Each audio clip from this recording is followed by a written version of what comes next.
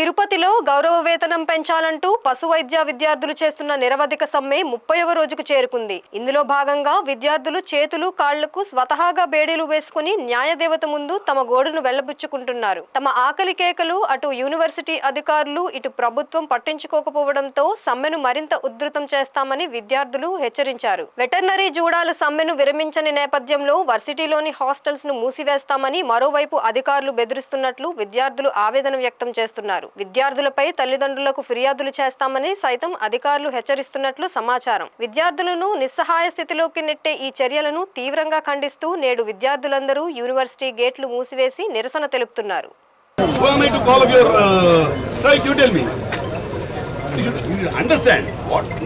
తమ్ముడు నేనేం వేరే తప్పే మాట్లాడా. I'm not talking any wrong.